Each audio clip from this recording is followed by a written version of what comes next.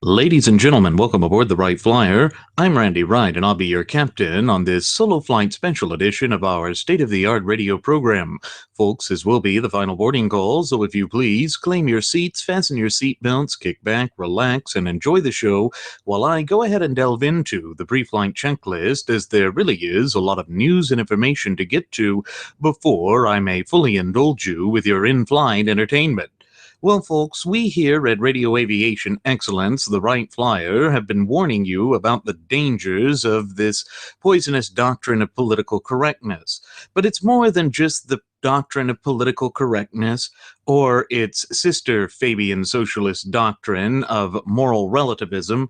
We see that there is a concerted effort by nefarious institutions of education, the graduates of Pavlov's School of Journalism for the salivating mainstream media, and Big Brother, also known as the overarching, overzealous federal government of ours.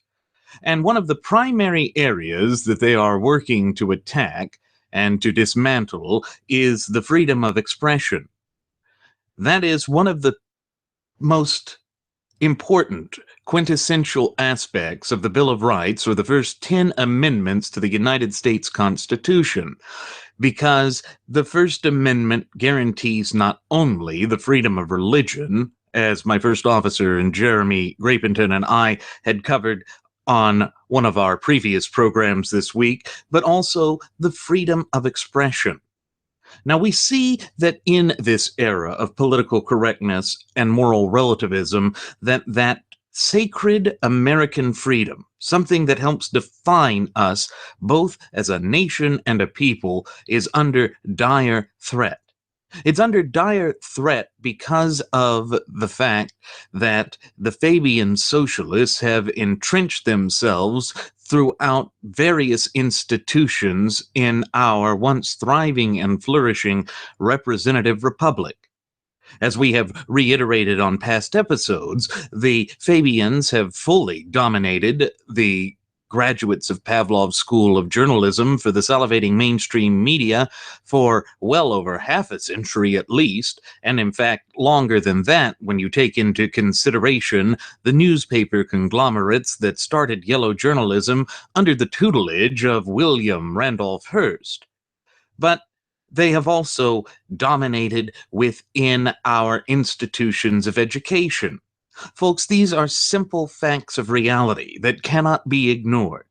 But of course, the frothing at the mouth leftists who are seeking to dominate our arena of politics yet again in this 2016 election cycle are wholly, diametrically, absolutely opposed to our ability to speak and think freely.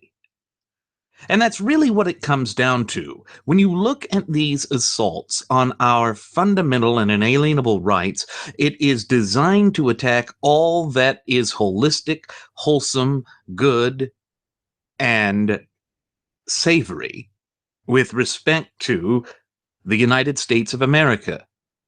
What makes America great is that America's people are born with freedom. And they're born with freedom because they are endowed by right of birth or naturalization with these fundamental and inalienable rights which were endowed to us by our Creator, the God of nature. Again, it sounds so abstract on the surface, but when you take a step back and look at the framework and foundations of our representative Republican form of government, it begins to make all the more sense. It is a logical, natural progression of things. Again, folks, this is why we say that our entire constitutional system of government is in fused and supported and underpinned by the natural law. It is the natural course of human events to seek liberty, justice, and a true sense of equality. And again, the Fabian socialists engage in these dark and twisted games of semantics in order to devalue that system. Their entire prerogative with respect to all of this, and indeed their holistic goal under the totality of the circumstances, is to undermine that entire system, to destabilize it. Remember that when Cloward and Priven, those two egghead academicians of the Fabian socialist flavor and variety, created their nefarious plan, which was designed to overwhelm the entire American system of polity, thereby to force the American people, who are the true ultimate wielders of sovereignty, to come crawling on bended knee to the central government for solutions.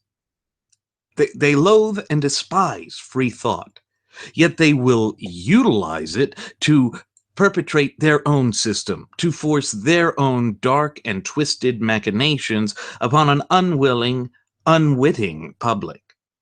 Except that we here at Radio Aviation Excellence, the Wright Flyer, are dedicated to removing the unwitting part. We are here to sound the siren of alarm and warning, to ensure that the true ultimate wielders of sovereignty, we the people of the United States, are prepared for any diabolical, twisted, and un-American attacks upon our values, traditions, and institutions. What it comes down to, particularly in our institutions of education, from coast to coast and border to border, is that the Fabian socialists are seeking to indoctrinate the up-and-coming generations, and indeed those generations which have yet to be born. Why do they seek to do this? They seek to do this because they want them to be silent, obedient, and docile. But being docile is certainly not a characteristic that the American people are renowned for. It goes against the inherent grain of our character.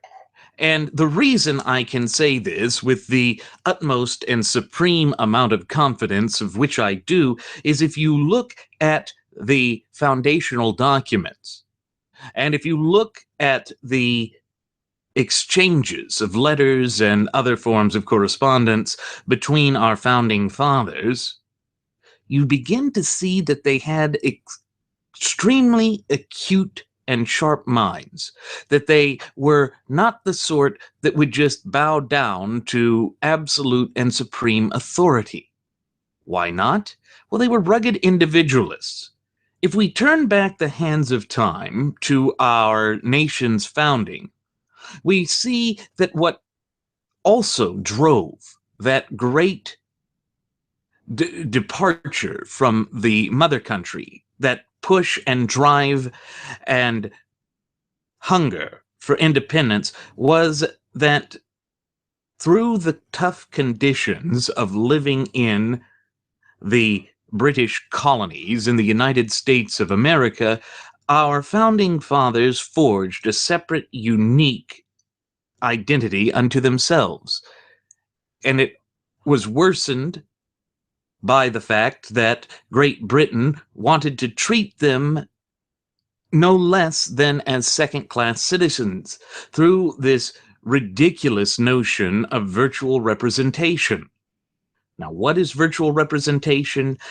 As I've explained on past episodes of Radio Aviation Excellence, the Wright Flyer, virtual representation was this notion that even though the colonists did not have a vote in the central parliament located in London, a vast ocean away, which was extremely difficult to travel in that time and exceedingly time-consuming, they were considered to have representation within the British Parliament by respect of their so-called British citizenship.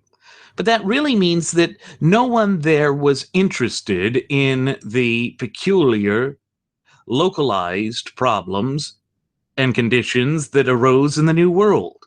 And they were unaware of the peculiarities that existed, and therefore top-down governmental leadership or centralized authority led to tyranny, oppression, and despotism.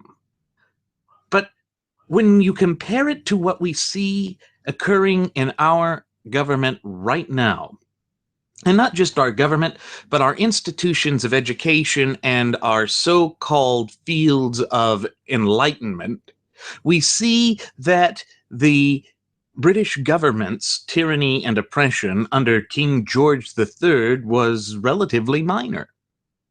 Remember the phrase, no taxation without representation? Well, we see that the tax rate of that time was much lower.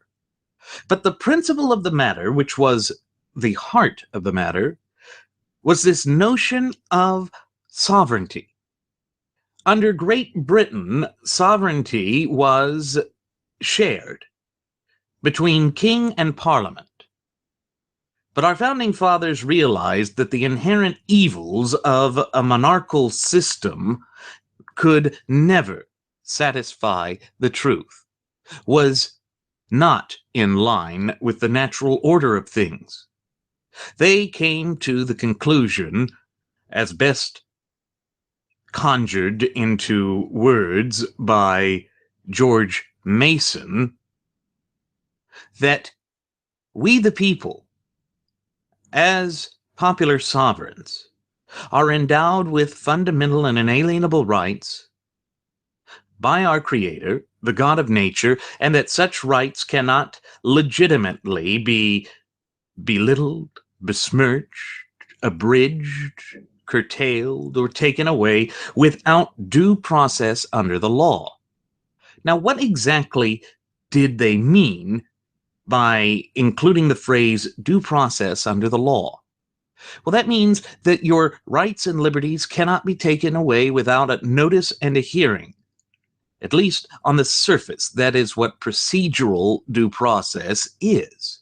But due process is more than that. It means that you have to have a true legal system judged by your peers to ultimately make that determination as to whether you have violated the fundamental and inalienable rights of your fellow sovereign popular citizens. Well, that was different. That was unique.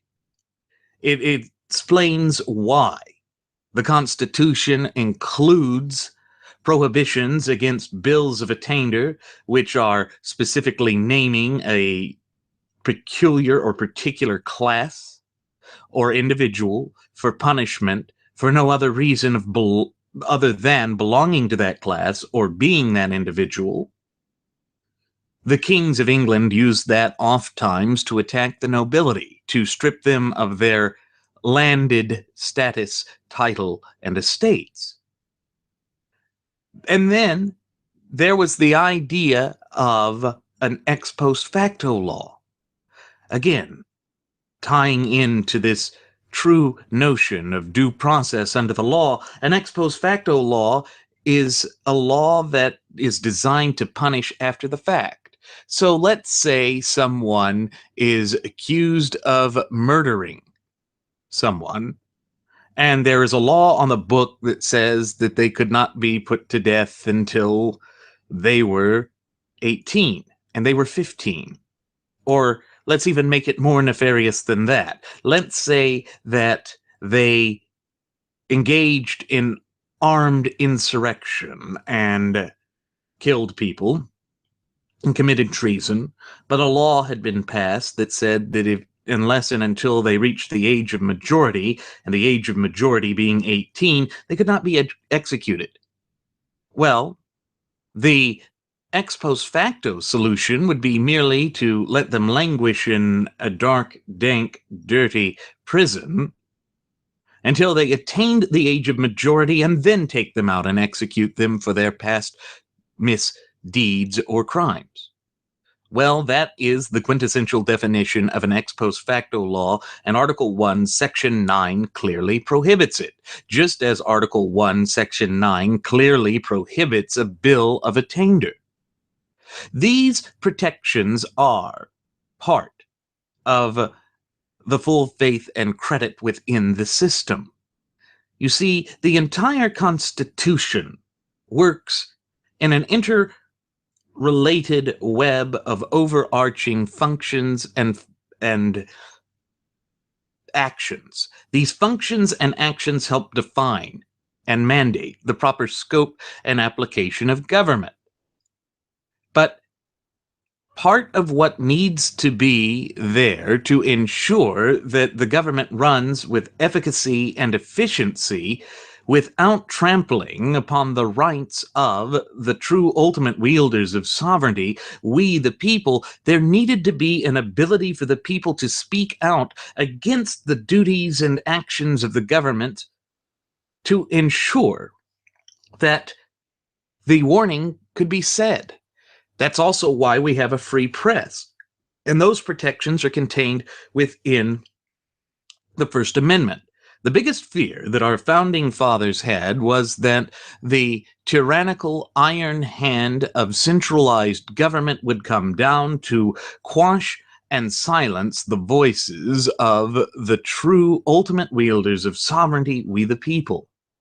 And so that is why the press, the ability to worship as one sees fit without the state mandating that there be a particular religion, such as the Church of England, and the press to blow the whistle for whenever the government stepped outside the proper boundaries and the scope and application of proper government as mandated by the clear and concise language contained within the four corners of the United States Constitution.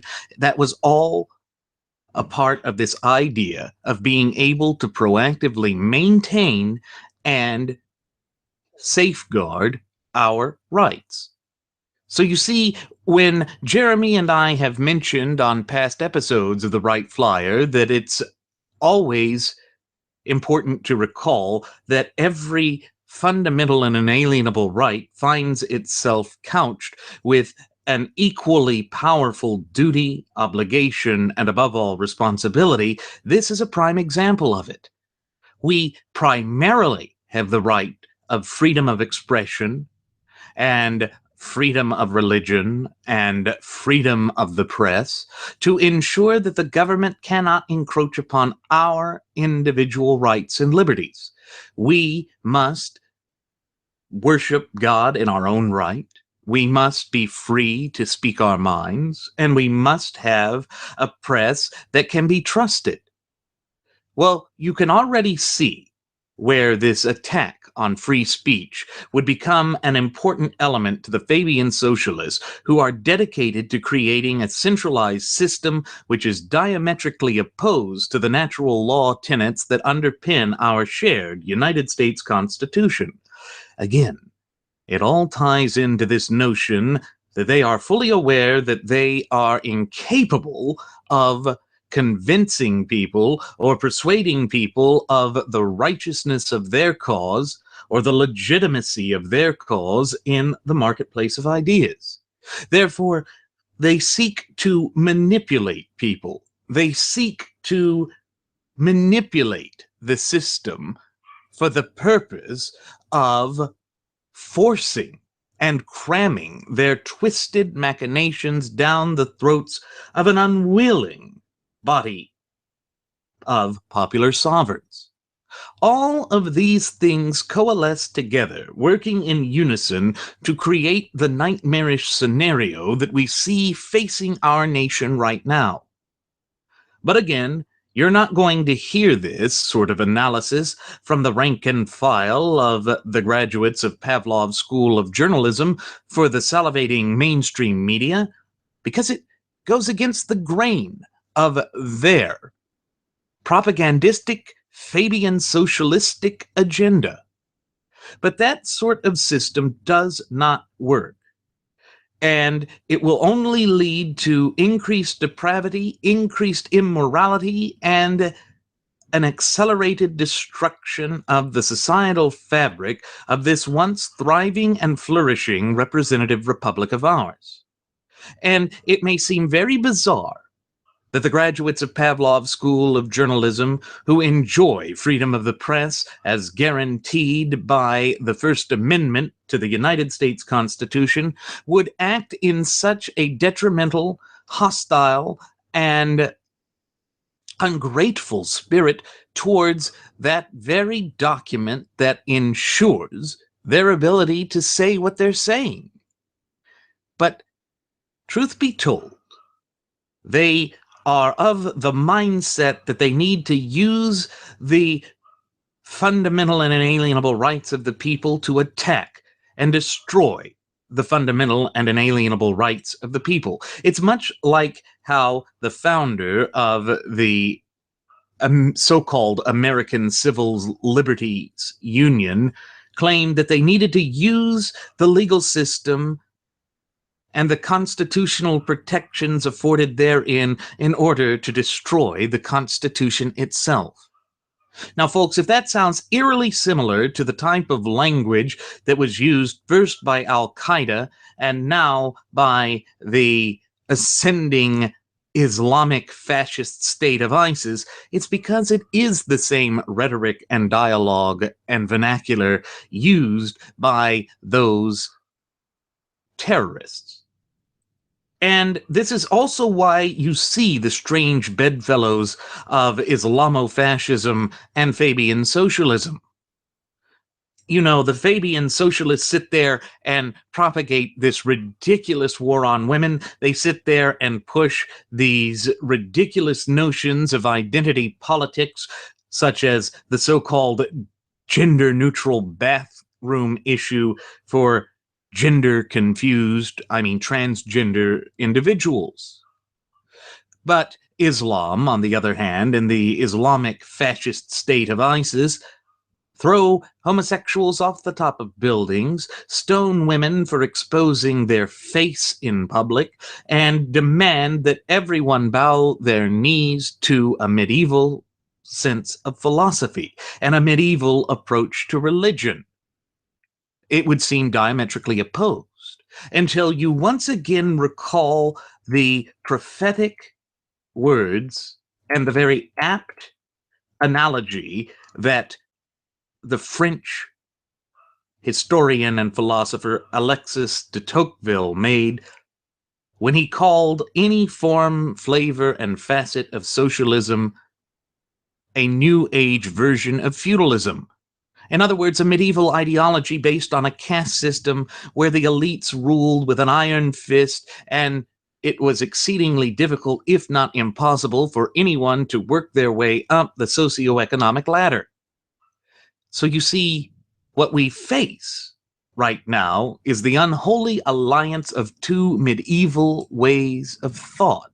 It's just that the Fabian socialists are more advanced in attempting to obfuscate the true characteristics and nature of their system. It's all about a collectivist form of thought that is supposedly there to protect everyone.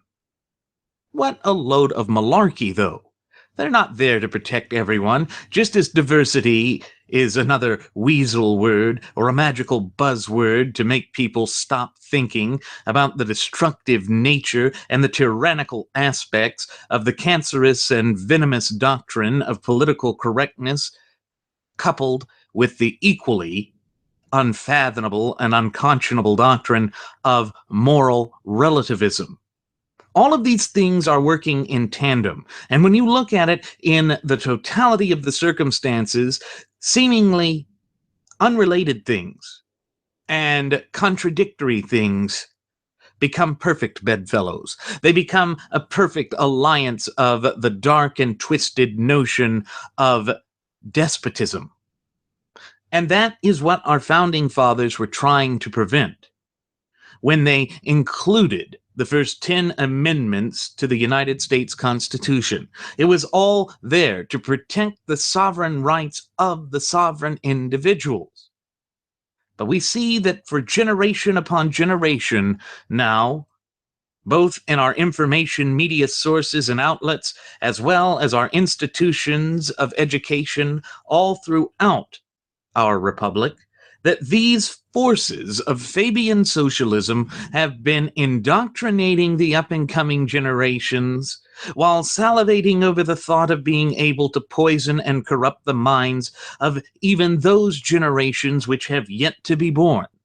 This is their holistic goal. This is what they have been working for in incremental fashion, relentlessly and tirelessly for well over a century and a half now. Because all of these twisted notions can trace their line of thought back to the time that occurred right after the Civil War. Of course, it can be traced before that, but they began to gain influence through radicalizing and popularizing the thought of an all-powerful, overarching, centralized federal government.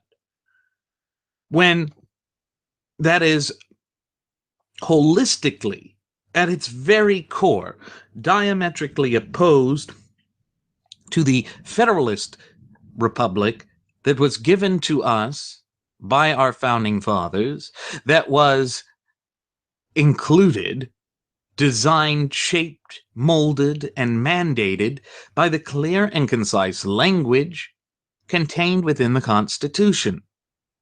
In other words, these are the people who are seeking to break a contract, to squander and abscond with all of the great things that it has provided to the American people, and to assume power unto themselves in an illicit coup that has no place in an open and honest society like that of the United States of America.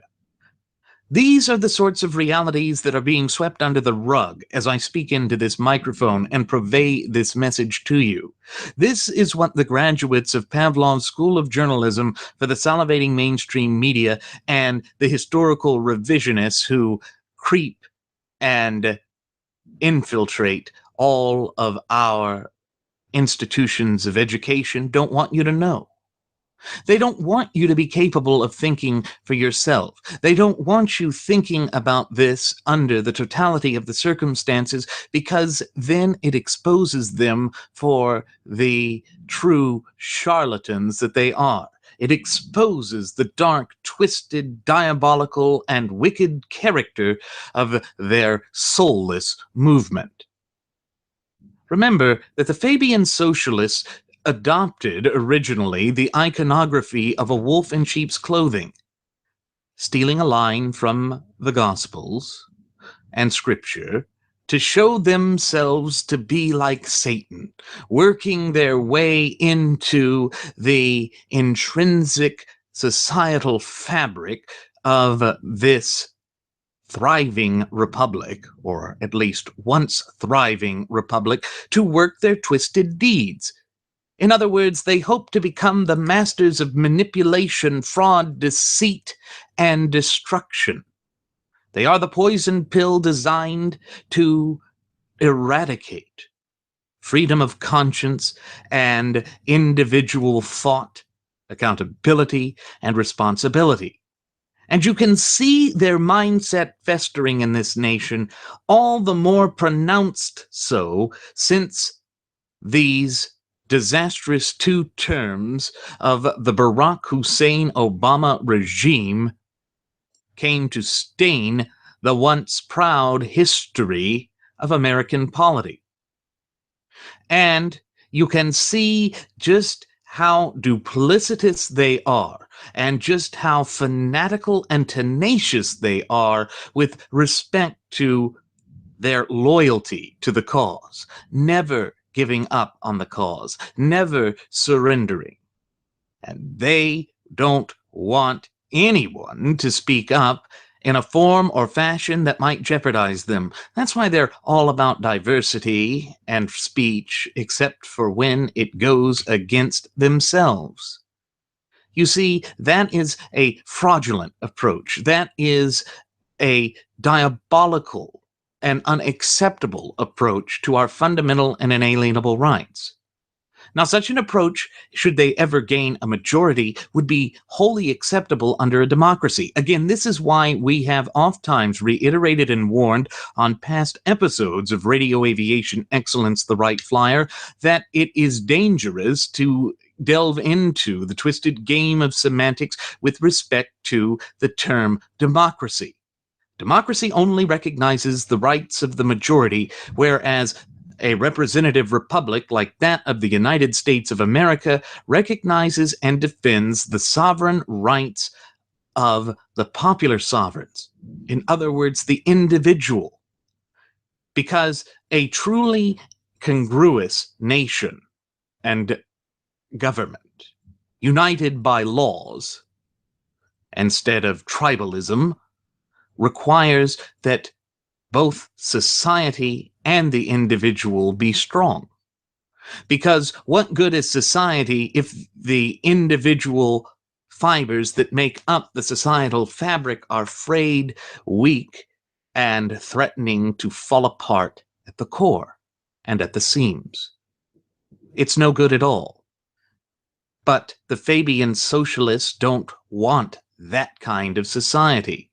Therefore, they, in parasitic fashion, seek to destroy the host body that provides them with the very freedom and lifeblood to enact their diabolical and twisted machinations. Folks, thecollegefix.com has a story that perfectly illustrates all of the things that I mentioned in the opening segment of today's Solo Flight Special. This story centers around the one-day suspension and ultimate loss of a student government body election for a true ROTC member for Southern Oregon University. The student in question is Private First Class Chase Gildia, who, upon his graduation, will be an enlisted officer at the rank of second lieutenant who was running for the Senate position in the student body government association. He was seeking particularly to be involved with the student groups. In other words, campus life, all of the activities that and organizations that make college life rather entertaining and enlightening. And the reason that he was suspended for a day from the campaign and ultimately lost the position by a mere 40 votes was because of supposed homophobic remarks made on his social media account. Now, this, of course, is ridiculous. It's basically saying that if you exercise your First Amendment rights in a way that goes against the cancerous doctrine of political correctness and this sort of safe space malarkey that has become an integral part of the up-and-coming generation, then you must be punished. Of course, when you go back to the foundation of the country, you find that this is unacceptable, that it is diametrically opposed to the natural law tenets that underpin our shared United States Constitution and an open, representative Republican form of government. And this is a perfect illustrative example of exactly what the Fabian socialists have done to indoctrinate the minds of the up-and-coming generations. And this is certainly nothing new. I experienced nonsense like this during my tenure in college, which started 12 years ago and ended 8 years ago. And what it shows is this whole fluffy notion of the weasel word or magical buzzword designed to make people shut down their mental faculties and rawly emote. That of so-called diversity is nothing of the sort. Nothing of the sort.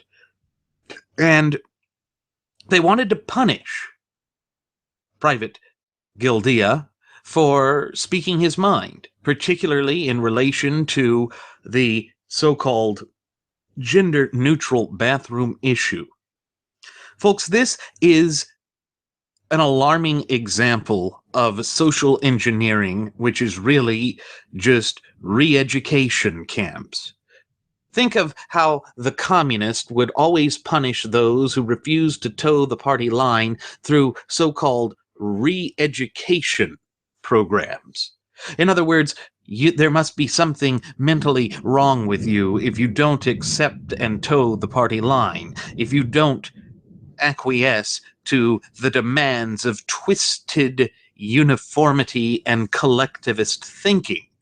Again, I'm reminded of that twisted adage that comes out of communist China.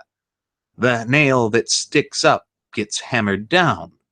Well, Gildea violated several things with respect to what the frothing at the mouth Fabian socialist and limp-wristed college student life now hold near and dear. First of all, he was, or is, a member of the ROTC.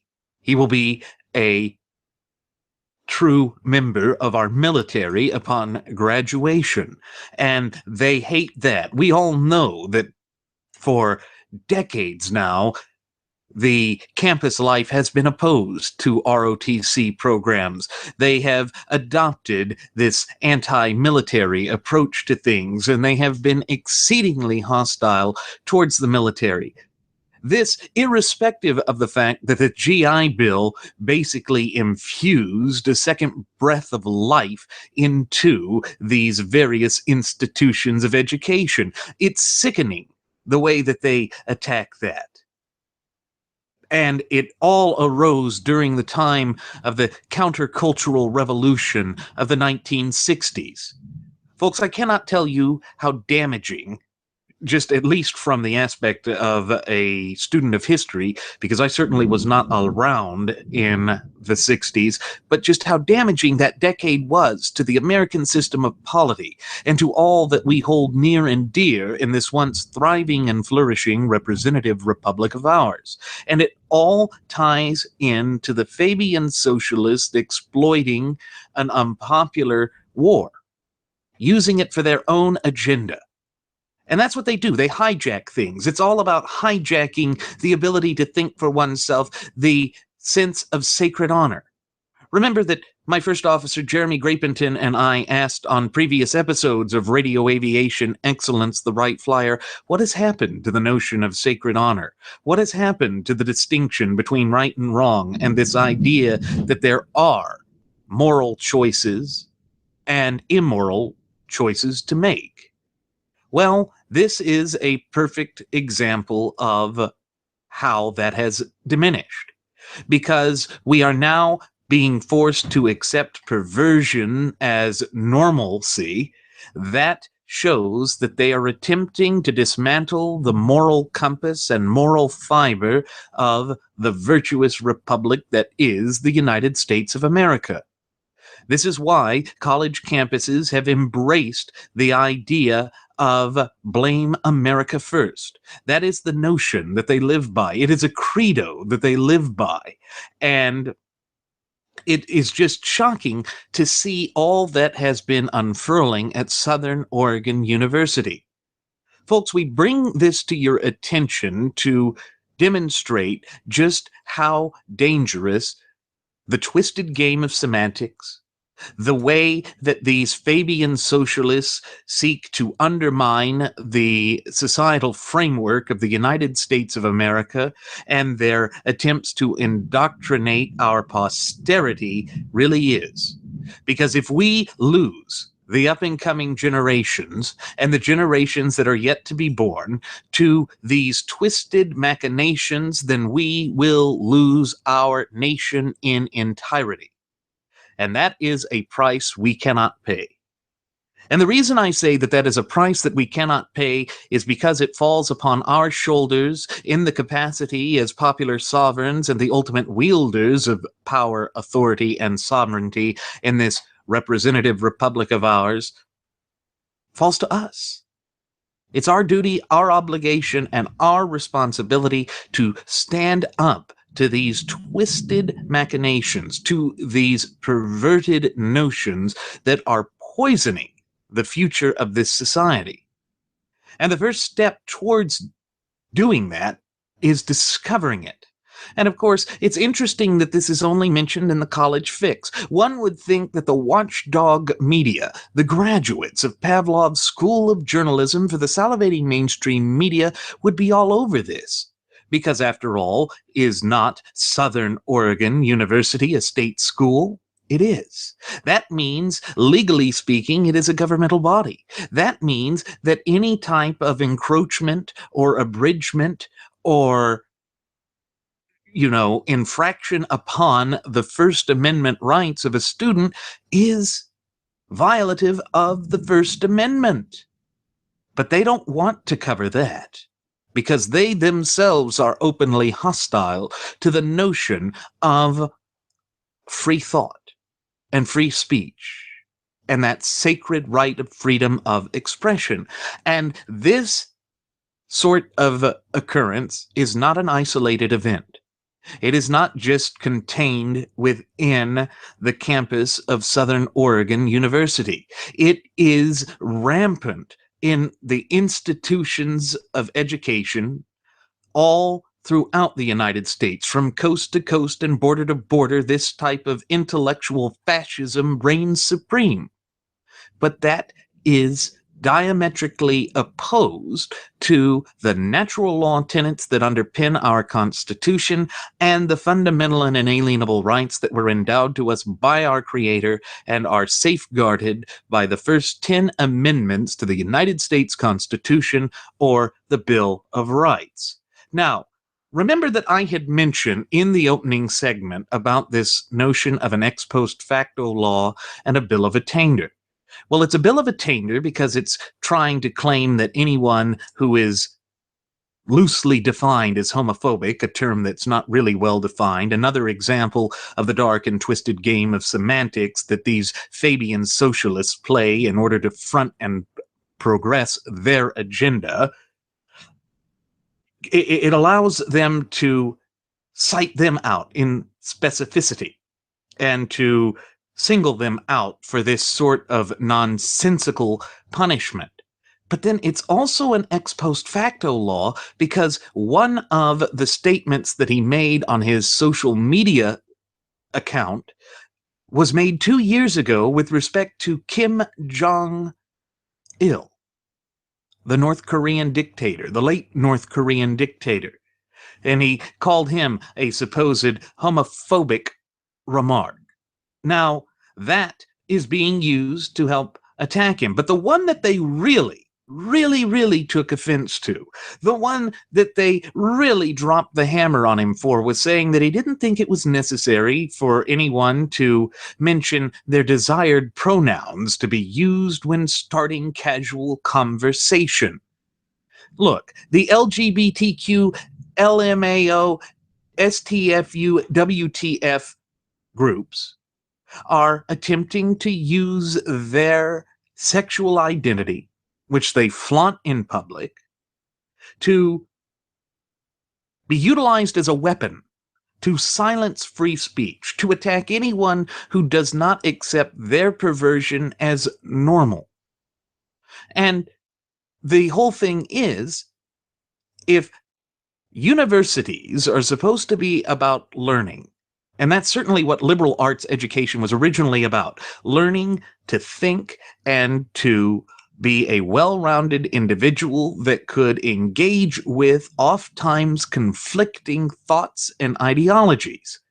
Well, it's not about that anymore. It's now about conformity to a twisted Fabian socialist agenda that has no place in an open and honest society like that of the United States of America. And you can see why now they would want to tear the Constitution of the United States, that great social contract, in fact, the greatest social contract ever devised by the hands of men, yet divinely inspired by the natural law endowed to us by providence above, to sunders. They want to tear it to sunders because they don't believe in it. It goes against their core beliefs, which is kowtowing, capitulation, and conformity. Why? What happened to individual ability to think, individual identity, individual pride, self-determination? Well, they don't want self-determination. That works against their credo. Their credo is destructive and diametrically opposed to our representative Republican form of government. Again, folks, this is why we have warned about the invasion and infestation of our institutions of education by these nefarious Fabian socialists who desire nothing less than the complete, utter, and total annihilation of we the people and our open, honest, and free system of government. It is all a part of this New Age feudalism, and therefore the students are being thought of as serfs. Serfs to follow the commands of the centralized authority of the school, which is none other than a socialistic type of elite. And this sort of clique system that is dominating our educational institutions is not diverse at all. They don't want diversity of opinion. This, again, fully demonstrates why this whole nonsensical doctrine of political correctness, couching itself as diversity, is a bunch of malarkey. It's a bunch of malarkey because it's merely being used to silence any form of dissent, to get rid of any true form of diversity of thought. There is a very homogeneous line of thinking in our institutions of education, and that line of thinking is predominantly leftward leaning, approaching communism. That doesn't work, folks. That goes against the natural grain and fiber of the rugged individual, free loving spirit, heritage, character, and national identity of the American people. And remember, as we've said on past episodes of Radio Aviation Excellence, the Wright Flyer, what makes America great, aside from our open, honest, and free system of government, is the American people. It is why the preamble to our shared Constitution starts with the line, "We the people." That expresses who created government. But these institutions of education, couched with their Fabian socialist line of thinking, are moving to dismantle that in incremental fashion. And these assaults on our liberty are purposefully designed, intentionally implemented in incremental fashion, thereby slowly strangling the life out of us. And you see the way that they use that obtuse language, those weasel words, those magical buzzwords, to be a wolf in sheep's clothing. Oh, diversity, that sounds good, right? That sounds like we're accepting, and here's the other buzzword, tolerant. But nothing could be further from the truth when you actually dig or dig rather, deeper under the surface. When you get beneath the surface layers, you begin to see the ugly, twisted, diabolical truth, the nature of what it is that they are attempting to foist upon the up-and-coming generations that are to be the next leaders of this once thriving and flourishing representative republic of ours. Again, it shows why they first targeted education, and why it is so important that we work at reeling these institutions back from the nefarious, twisted hands of the Fabian Socialists. If you want to know why college-educated students and graduates are not really prepared for the real world, it's because of nonsense like this, trying to create these so-called safe spaces where they can be sheltered from free speech. No, college was supposed to teach you to have a thick skin, to be able to handle, debate, converse with, and deal with differing opinions. And we can see that that's no longer the case, and that it has not been the case for quite some time now, that these Fabian socialists have been working relentlessly towards this doctrine in tireless fashion for decade upon decade. I thought it was bad when I was in college. It's 10 times worse now. It's because they think that they are on the brink of fundamentally, radically transforming and redefining the United States of America, both as a nation and a people. But who gave them permission to do so? The nation doesn't belong to our scholastic institutions. It belongs to we the people. It belongs to the popular sovereigns, whether they went through the towers of ivory or not. These ivory-towered mentalities are detrimental to the nation at large and to the people in particular. Again, this is why we must be ever vigilant against these sorts of intrusions upon our sacred rights and liberty. But that's not going to be discussed by the graduates of Pavlov's School of Journalism for the salivating mainstream media. I had to find this in the college fix. You won't hear it on faux news or CNN. You'll only hear it on places like Radio Aviation Excellence, the Wright Flyer. You'll find it at new resistance sites like those of thelibertydaily.com. In fact, that's where I found it. But I want to turn back to the story here, because there was something that came up from it which really bothered me. It bothered me in so much as it shows the twisted, diabolical skills and machinations of these college governments, these silly student body governments that are just pushing for safe places.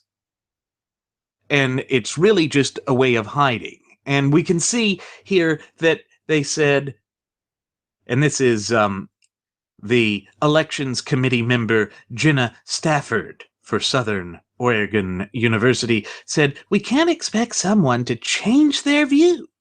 We can only educate them on how to handle safe space situations. By expecting them to change their views and beliefs, it is proposing a sort of ultimatum where we are basically saying you can't run if you don't share our views." So you see, what she's trying to do through reverse psychology there is to say exactly what is happening. They are attacking this man, this young man, for having views that differ from their own. And they said that what they need to do then is to just educate people about the sensitivities of these oppressed minorities like the LGBT, STFU, WTF, LMAO. Really? Really? We are going to create a tyranny of the minority in our campuses and to essentially dictate to the up-and-coming generations that a tyranny of the minority is allowable? No. Again, this is why they try and educate the youth or indoctrinate the youth with this fallacious, erroneous notion that the United States of America is a democracy. Because you see, in a so-called democracy, the tyranny of the majority and indeed a tyranny of the minority may reign supreme. Remember that Benjamin Franklin defined democracy as two wolves and a single sheep voting on what's for dinner. Well, a representative republic ensures that that sheep is armed so that we have two dead predatorial wolves. You see, that is another form of analogy and thought which will never be covered by the graduates of Pavlov's School of Journalism for the salivating mainstream media, because again it goes against their twisted, diabolical, propagandistic agenda which is rooted in Fabian socialism. We can see just how destructive, detrimental, and deleterious these twisted machinations of Fabianism really is. And here's one of the things that Gildea said in response to all of this. He said, "I am lacking knowledge on all of this. I have never been trained on this, and I am learning. I never even heard of being trans until I came to SOU." And he said this at his hearing. Remember, he was brought in front of a hearing to be investigated as to whether he violated the university's bylaws on so-called diversity. You see the insipid nature of it? But he went on to say, "I'm not willing to negotiate my views about gender-neutral bathrooms, but that doesn't mean I'm not willing to learn." And see, what he has agreed to do is to go through some sort of educational sit-down with Southern Oregon University's, wait until you hear the name of this, folks, Queer and Women's Resource Center. Queer and Women's Resource Center. You see, what they're attempting to do here, folks, is to create an insular and discrete minority. They are attempting to violate equal protection under the law. They want the law to apply differently to some. They want the power, the ability, and the authority to create rights when, in fact, pursuant to the natural law tenets that underpin this representative Republican form of government of ours, which would control a state-run institution such as this, under the body of constitutional law, to create rights. But that's not how it works. Government does not create rights. Government does not give you rights. God gave you rights, and the rights are contained within the Bill of Rights, or the first 10 amendments to the United States Constitution. But they want this power to create because it, on the flip side, gives them the power to destroy. But they're not creating, they're just attempting to normalize perversion. They're attempting to rip apart this once thriving and flourishing representative republic of ours, and to re-educate him, to have him educated as to the safe place sensitivities of those who can't figure out whether they're boys or girls, despite the type of appendage they might have or might not have.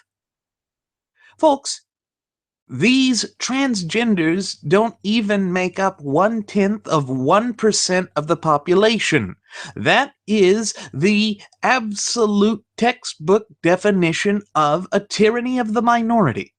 This man's free speech rights were trampled upon, and he was forced to lose the election because of his beliefs. Fabian socialists ultimately want to control your thoughts. They want to control the facets of your daily lives, to micromanage everything about you, to control who you are, what you think, how you feel, and what you do. But that is not the way of the American spirit. That is not the way of our heritage. That is not the way of our character. That is not the way of our identity. But all of these things are under assault, particularly in our institutions of education, by the twisted machinations and teachings of historical revisionists. Remember, these are the very souls that want to teach that our founding fathers were essentially barbarians, barely literate, who were homophobic and sexist and slaveholding racist sons of female dogs. It's all untrue. I mean, yes, they owned slaves. Yes, that was a stain on our early history. But that's not what motivated the foundation of our country. And that's certainly not what guided them when writing the Declaration of Independence, the Articles of Confederation, and ultimately the Constitution of the United States of America. They don't teach about how even slaveholders were attempting to find a way to phase out that evil. No, they don't talk about that because it goes against their twisted agenda. It goes against their idea of promoting Fabian socialism, which is just another form of collectivism. Why? Because they know and realize that allowing people to think for themselves means that they can question the twisted ideology of this despotic form of government that they wish to foist upon the American people, to question their motives, to challenge them. Because again, remember, as I said in the opening segment in tonight's program, or in today's program, and in last night's program, that they cannot compete in the marketplace of ideas because they realize that logic will tear apart their system. Their system, which is inherently flawed and completely contradictory to the terms they espouse and to their actual goals and agenda. You see, folks, again, it has no place in an open and honest society like that of the United States of America. This is the sort of stuff we need to be eternally vigilant to. And the best way to combat it is to spread knowledge and word of our Constitution and our fundamental and inalienable rights, thereby ensuring that our posterity will still be able to exercise and enjoy their fundamental and inalienable rights without fear of governmental repercussion or even educational institutional retribution. You see, we can never relent on this. We can never surrender. We can never capitulate because their entire goal is to pervert and pollute the minds of the true ultimate wielders of sovereignty, we the people. And that is unacceptable. This is why they target our freedom of expression. Folks, keeping in line with the theme of the outright attack against our freedom of expression, we here at Radio Aviation Excellence, the Wright Flyer, have been warning for 10 months straight, actually about 10 and a half months now, about the danger of the New York billionaire, businessman, real estate tycoon, and all-around vulgarian Donald J. Trump, also known as John Barron, also known as John Miller. And we have mentioned on past episodes that his demand back in February that we open up our libel laws and get rid of the public figure exception is designed to chill free speech.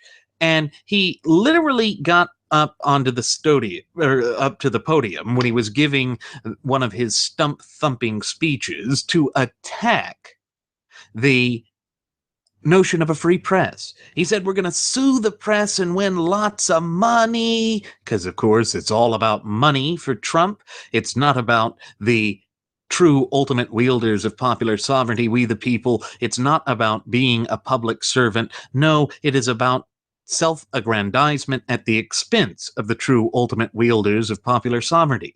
Now, we here at Radio Aviation Excellence, the Wright Flyer, are no strangers to being critical of our supposed free press. We have always been critical of the graduates of Pavlov's School of Journalism for the salivating mainstream media. That's even why we came up with that sarcastic little moniker for them, because they are being derelict in their duty. But remember what we have said time and again, going back to our first episode. It's that the Constitution is the key, and the way that we will get this country back on the track to prosperity is to turn back to strict adherence to the fundamental tenets contained within the clear and concise language of the Constitution. But Trump doesn't believe that. Remember, he has said oft times that he never fully read our United States Constitution because he never found any value in it. And this is a prime example of where he wants to chill free speech.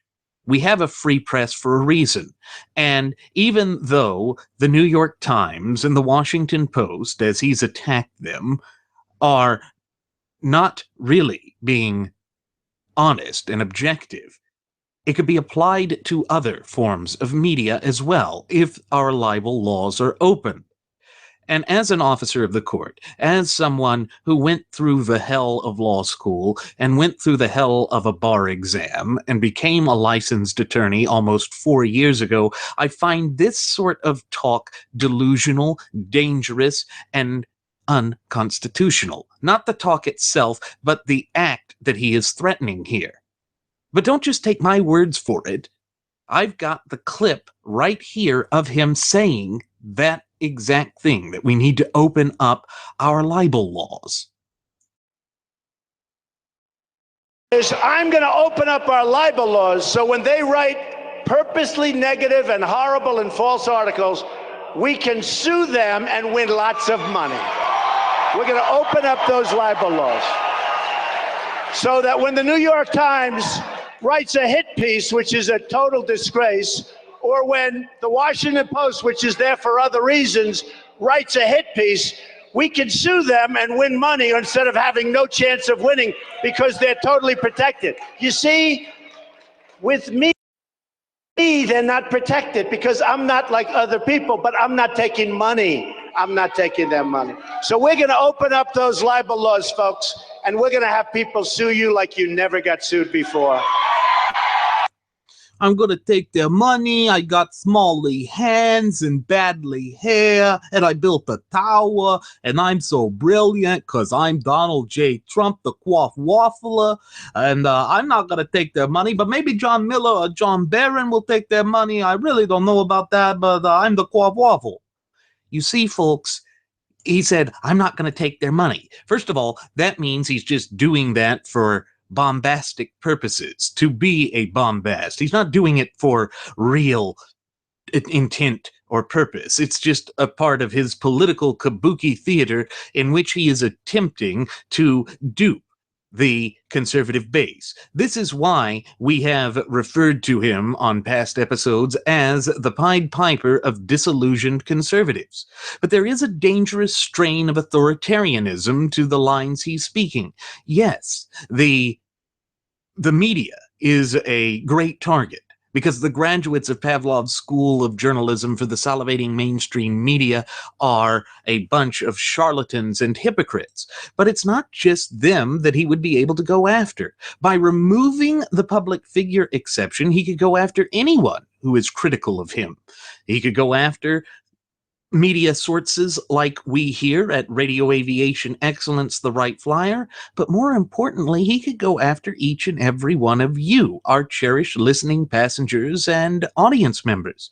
That is disgraceful. That is disgusting. And it shows that the Quaff Waffle is not interested in our fundamental and inalienable rights. He may pay lip service to it when he thinks it would be beneficial to him, but truly and ultimately, when it comes down to the nitty-gritty of it all, he is diametrically opposed to our sacred and fundamental rights. And folks, he said this back on February 26th, or around that time, approximately at that time, and it was all designed to be that rah-rah shish kumbah type of stump-thumping speech that's very incoherent.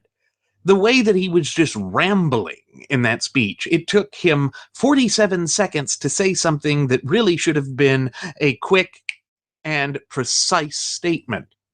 I am going to open the libel laws because I don't like being insulted. There. I said it in a lot shorter time than what he took. But it's because he had to play this little twisted game of semantics that these Fabian socialist big government types always play, to try and make people think that he's doing it for them. And you see the way that he was trying to pitch a sale. Remember, Trump is a marketer. He is a so-called businessman. He's really a snake oil salesman. We're gonna make lots of money. I got a big quaff. I got smally hands, and I'm a loser, but I'm actually going to be a winner because you're gonna make money, and we're gonna sue you like you've never been sued before. But I'm not gonna take that money. I don't need that money, even except for when it comes to the general election. Then I'm going to have Goldman Sachs fund my campaign and probably pay back my loans, which is just another form of money laundering. You see, the truth really goes against the pedantic platitudes that he has been foisting upon the disillusioned conservatives and the Branch Trumpidians suffering from their acute syndrome of ostrich in the sand, but actually having their heads up their posterior are going to go, we're the lollards of the modern age. Yeah, but Trump. Yeah, but Trump. Trump knows best. You no question our fearless leader. Except we do question him. We question him because he has no conservative credentials. We question him because he is putting our fundamental and inalienable right to freedom of expression in the crosshairs. Look, he put himself in the public spotlight. He opened himself to the ridicule. And if we open up our libel laws, which is just code language for getting rid of the public figure exception, then he is going to really target our ability to speak freely, our ability to question his rather dubious positions, his rather dubious statements, and that, folks, more than anything else, is what makes him so unacceptable. Because if you are a true conservative, that means preserving the United States Constitution. I think it's important that we pull up the definition of conservative again, just to really emphasize why it is so important to have that fluent and working knowledge and understanding of our Constitution, and thereby our fundamental and inalienable rights. There are essentially two forms or definitions for the word conservative. First, as a noun, it is a person who is averse to change and holds to traditional values and attitudes, typically in relation to politics. Now, what does that mean? That means that we are against just monkeying with the laws and traditional values and principles. Remember, we have said on past episodes of Radio Aviation Excellence, the Wright Flyer, that we should never abandon our principles. That is the Constitution itself. And then the other form, in an adjective, is a conservative is one holding to traditional attitudes and values, who is cautious about unnecessary change, typically in relation to politics or religion. Okay, so there we see the idea of traditional attitudes and values. Okay, again, that is the supreme law of the land, which, pursuant to Article 6, Clause 2 of our shared United States Constitution, is the Constitution itself, meaning free speech, and the laws that are made in pursuance, or in other words, in furtherance of the Constitution, such as our libel laws. That means we want to preserve them. Yet Trump claims to be a conservative. Yet the position he was holding right there as he spoke on that podium to that audience and in front of the cameras of the graduates of Pavlov's School of Journalism for the salivating mainstream media was contrary to traditional American values. It was contrary to the freedoms and liberties that are contained within the Bill of Rights of the first 10 amendments to the Constitution. You see, again, the reason he claimed to have never found any value in the Constitution is, like any type of wannabe potentate, he doesn't like the fact that it would constrain his unfettered power, his unyielding, unquenchable thirst for absolute dominance and control. Now, does that sound like a constitutional conservative, or does that sound like a Fabian socialist progressive despot who is ready to throttle the life out of this once thriving and flourishing representative republic of ours? Again, it's in line with the things he said about basically using the executive order power in the same fashion that President Obama has, should the legislative branch or the people's branch of government not just give him a rubber stamp for everything he wants. That is dangerous. And yes, it could be that he doesn't really mean what he says. It's very hard to know what he's going to do, because as we have oft times reiterated here on the Wright Flyer, he is consistently inconsistent, or at least he has been ever since he officially threw his hat in the ring, vying for the highest office in the land back in July of 2015. But we can't gamble like that. With Hillary Clinton, she's a known entity. She's a known evil. She's predictable. That means we know how to stop her. It means we know how to rebut her. And it means we know how to fight her. We also know how to fight Donald Trump. The problem is that, pursuant to the Hamilton rule, and I really don't like Alexander Hamilton on much, but this, as I've said before, is one of the few areas where he was right, and I'm paraphrasing here. If we must have an enemy at the helm or at power, then let it be someone whom we are not responsible for, so that we can wholly oppose them. He was mentioning that in response to John Adams. Remember, he was a part of the Federalist Party that was about expanding the scope and power of the federal government beyond the proper scope and application as mandated by the language contained within the four corners of the United States Constitution. But he didn't like the idea of the Alien Sedition Act. He didn't like the way that John Adams was attempting to create an imperial presidency. And therefore, he said, let it be, if it must be an enemy, one that we're not responsible for. Well, that applies with Donald J. Trump. Donald J. Trump has, for the vast majority of his 70 years on this earth, been about himself. Always about himself. And for the vast majority of his adult life, he has espoused Fabian socialist progressive positions, irrespective of the detrimental and deleterious effect that it has upon the body politic of the United States. And we see that he is still waffling on that. The way that he has no core principles or values with the so-called gender-neutral bathroom issue, to tie it back to that student who is suffering that loss that at Southern Oregon University simply for speaking his mind. Well, Donald Trump would continue down that line. He would double down on this effort to strip and deprive the true ultimate wielders of popular sovereignty in this republic of ours of their fundamental and inalienable right to freedom of expression. You heard it from his own mouth. I didn't make this up.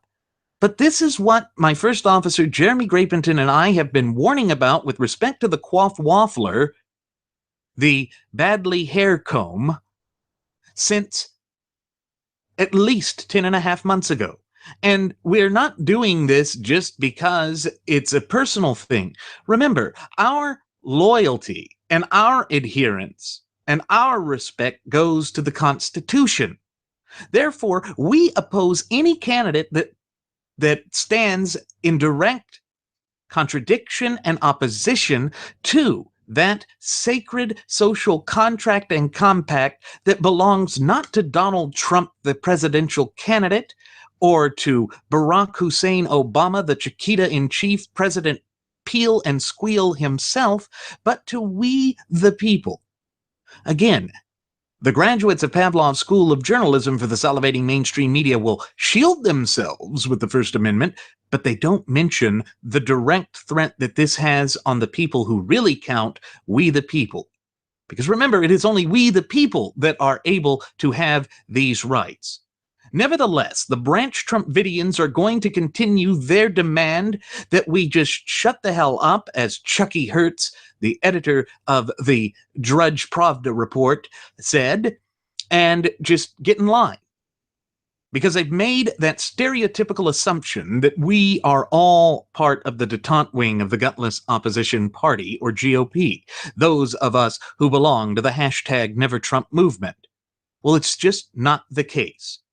Donald Trump, as Brad Thor, the nationally acclaimed author, said, is a direct threat to the Republic, that he represents a true extinction-level occurrence or event for the Republic.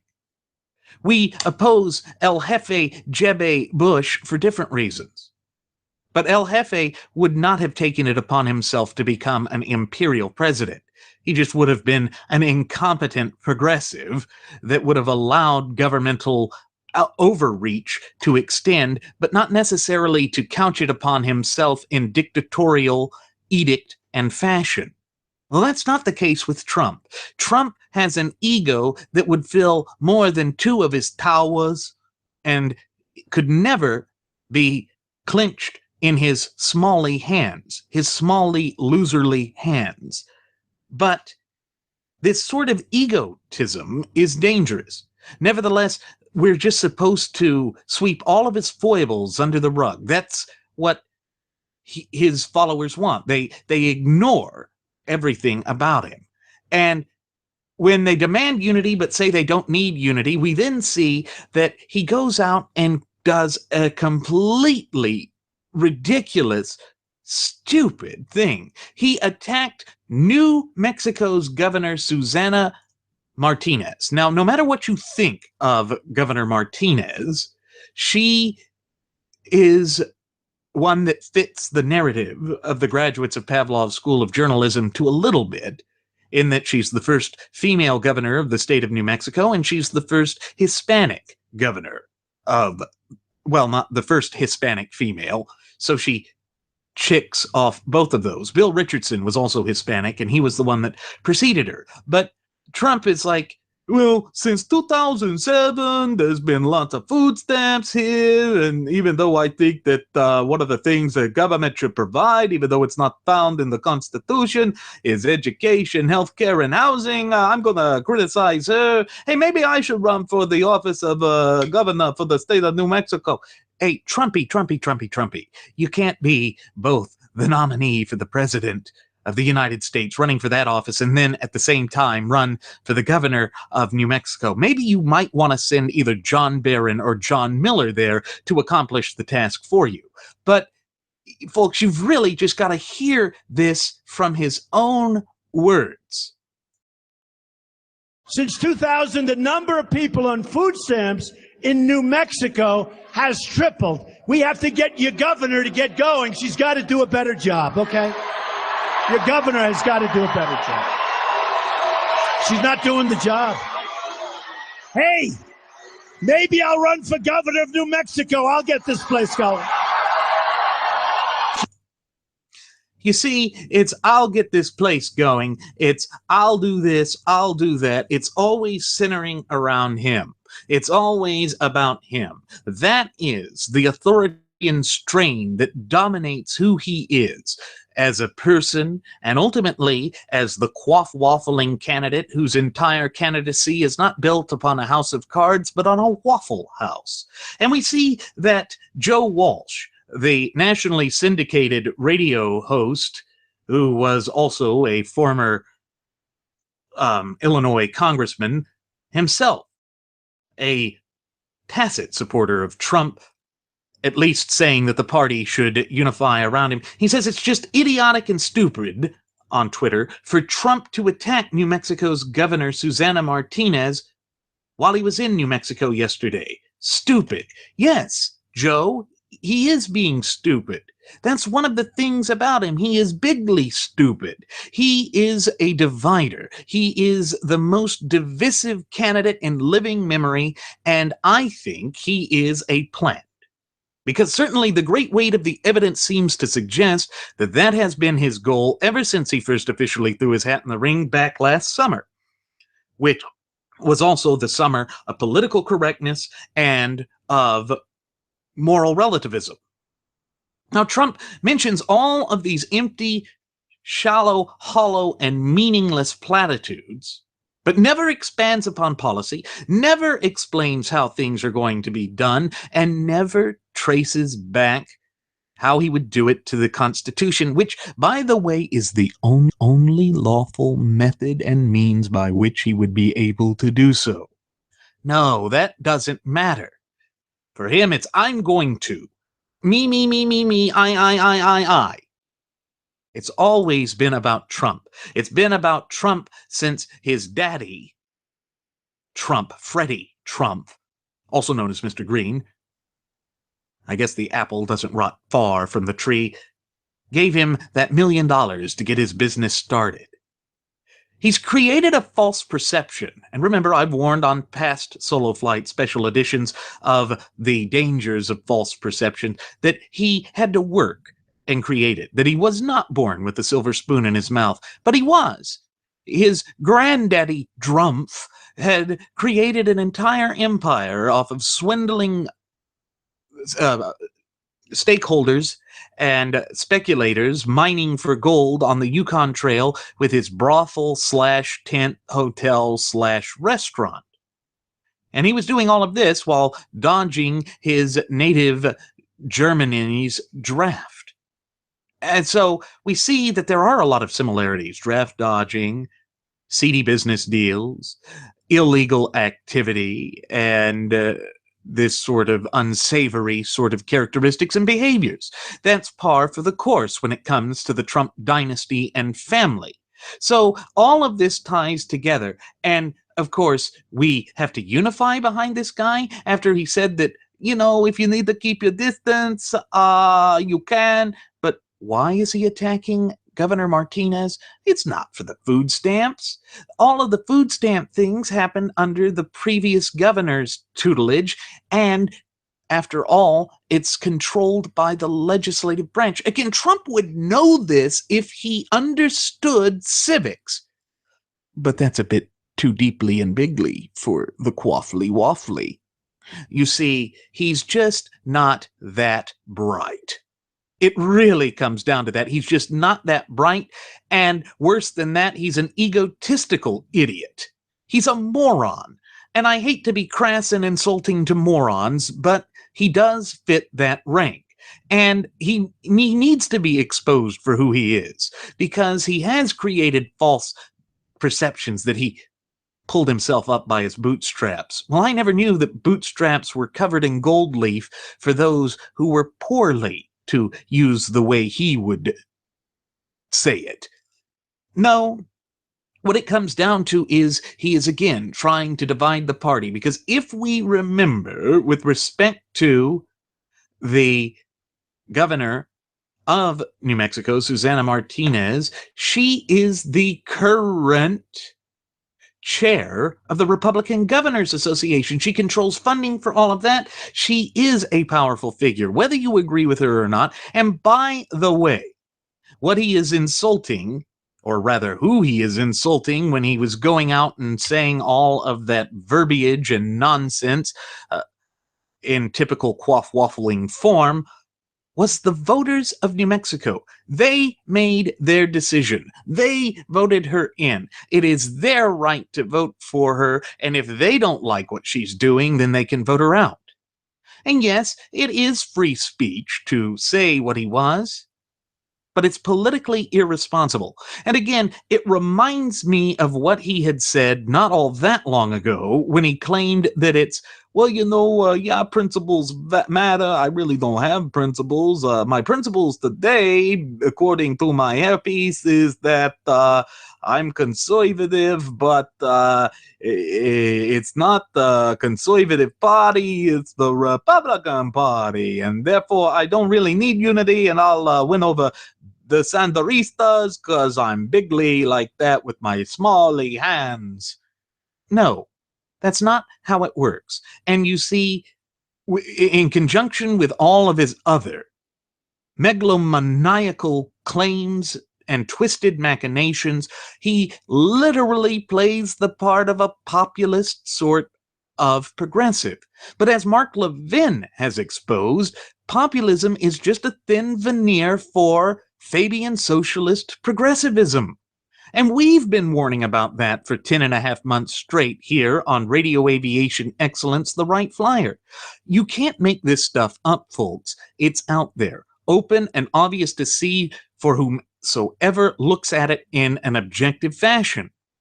But as we have mentioned on previous episodes and even earlier in today's solo flight, his followers suffer from a very acute ostrich head syndrome. They have so firmly planted their heads in their posteriors and have become the modern lollards that they're going to go, yeah, but Trumpy-Lena, he's our hero, and he do no wrong. Except he does plenty of wrong. He is, as the presumptive nominee, the presumptive leader of the GOP. It is his duty to ensure that we have victories across the board. But we know that that's not how the graduates of Pavlov's School of Journalism for the salivating mainstream media will cover this. We know this is not how the detente wing of the gutless opposition party, or GOP, will cover it. We, the true principled constitutional conservatives who have been getting screwed by the short end of the stick each and every election cycle for generations now, as their favorite scapegoats, it's our fault. Maybe we use the Halliburton time and weather control device to go back and manipulate things. Hey, maybe that's how Rafael Cruz in Trumpalina's little harebrained mind there, the quaffly, hairly, brainly, thought that Rafael Cruz had been involved with Lee Harvey Oswald. You see, folks, it's laughable, but it's dangerous on the flip side of the same coin. There is no lesser of two evils. And there is certainly no lesser of two weasels in this election cycle. And in fact, by adhering, acquiescing, and collaborating with that doctrine for so long, we allowed this to unfurl the way that it has. Well, enough is enough. It is time that we return sanity and intelligence to this once thriving and flourishing representative republic of ours. And only we can save the nation. Hey, Trump, get that through your soft mush of hair that it is the people who will save this country, that you are not endowed with that authority. But again, you find no value in the Constitution. But we do. That's why I speak into this microphone. That's why my first officer, Jeremy Grapington, speaks into his microphone. That's why our first Air Marshal, Nelson Ward, joins us and mentions this stuff. We are here to empower you. And with that said, it is time for us to begin our descent. I'm going to go ahead and send back the flight attendant for one last round of alcohol. Folks, rest assured, she doesn't care what you say. She's not going to attack your right to say it. She's just going to pour the drinks. As always, ladies and gentlemen, I'm your captain, Randy Wright, and I want to take this opportunity to thank you for choosing to fly the friendly airwaves with us here at Radio Aviation Excellence, the Wright Flyer. I invite you to leave any questions, comments, and concerns you might have either here on our YouTube page or on our Google Plus page or even our Facebook page. And on top of that, I invite you to follow us at Twitter with the Twitter handle @RadioAviationEX. One more time, folks, that's at Radio Aviation EX.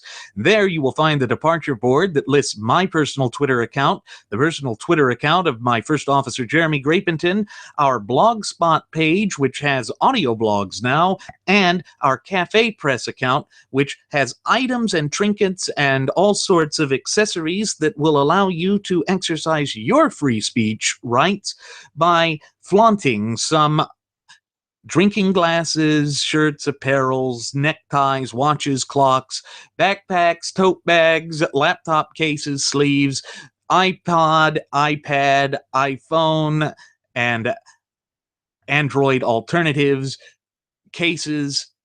They're all there for you to look at and to purchase at reasonable prices to keep this show going. Folks, we do this for you. We couldn't do it without you. We want to thank you so much again. We will see you next time. Do take care.